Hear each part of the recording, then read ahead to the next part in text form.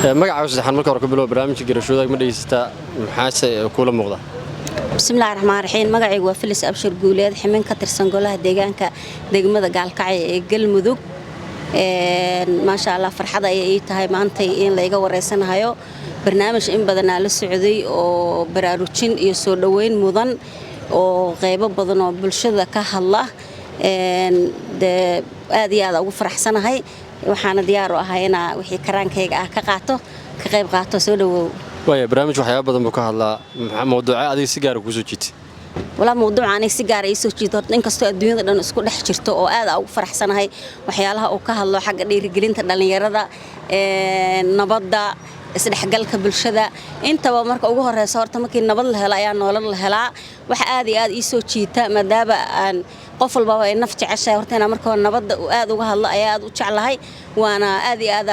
u booriya una dhiirigeliya una jeclahay galabtan hadda ka soo muuqday farxad ay tahay marka waxa dhihi kara halka laga sii wado anagu garabkiina taaganahay shalana dad nabadda ka shaqeeya oo u taagan ahayn haddana waxa rabnaa inaan sidii isinka badan u dhiirigeliyo una garab istaago way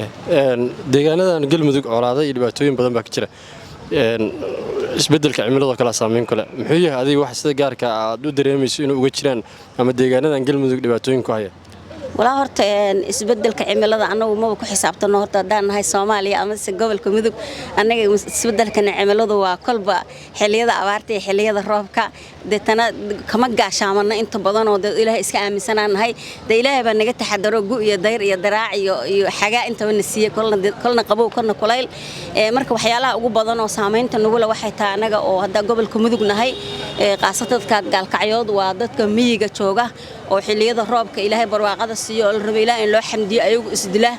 xoolaha kala dhaca is dhibaateeya haddana saameyntaas ay magaalada soo galayso nin iska reemi ah oo waxba fahansiisneen oo walaalkiis baadiyo lagu dilay ama abiis lagu dilay ayaa magaaladii nabada soo galay qofka isha laga fiiriyay dilaa walow hadda ay dhiirigelintan sida dhalinyaradan hadda shaqeynayso kale iyo dhalinyarada isdhexgalka kale iyo nooc walba madasha ay didaal soo bixin odayaasha iyo annagaba haweenahan oo qayb ka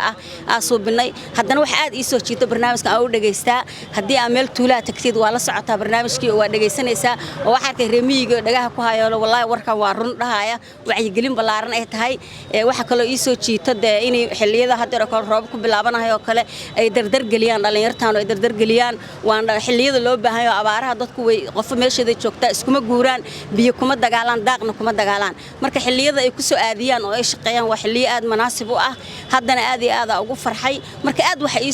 soo jiita nabadda iyadoo nabaddu ee Soomaaliya u baahan tahay haddana dadka miyiga jooga oo itaalkoodu uu yar yahay meel yar oo biyo galaan iyo meel yar oo daaq gale isku dagaalahay dhiirigelinta loo sameeyo iyo wacyigelinta ayaa aad soo jiita waxaana cod dheer u leeyahay dal iyo dibad iyo dawlad goboleed iyo heer federaalba in dhalinyartaas lagu caawiyo oo lagu garab istaago anagu meeshaana joognaa cod iyo calaf diyaar ah u nahay waan wax naqoseeyo anaga nala yaala laakiin dadka maqan hadii jaalidad yihiin hadii dawlad federaal tahay hadii Galmudug tahay hadii maamulka tahay ka heer degma ahaan diyaar ah u nahay anaaba matalaad maanta u taagan meeshan ugu dambeyntii barnaamijka garashoodag maxaa silada uu kaga duwan yahay barnaamijyada kale idaacadaha ka baxa barnaamijka garashoodag wuxuu idaacadaha barnaamij ka baxa uga duwan yahay sidii adiga nabaddo kale isaas wuxuu horta marka koowaad uga duwan yahay asaga markii aad miyiga tagtid raadiyaasha telefoonada yarka tagnadaha laga dhageystaa kaama rabo qad iyo hewlow iyo lacag iyo internet iyo midna kaama rabo teleefankaaga shidanaysa waxa arkaysa dadka tuulooyinka ama miyiga ama xoolaha jirta oo dhagta ku haya oo dhageysanaya haddana wax ka su'aalahayo leh wallahi nimanka aad ay u fiican yihiin marka wuxuu uga duwan yahay waxa weeye isgaarsiinta dadka tabartooda ah ayuu uga duwan yahay oo dadka meelaha kale Facebook iyo internet iyo heblow waxba laga daawada laakiin asaga tignada yarta oo internet ka rabin hal sintin lagu dabeeyo teleefankaas ayuu uga duwan yahay saas waxa la halka ka sii wada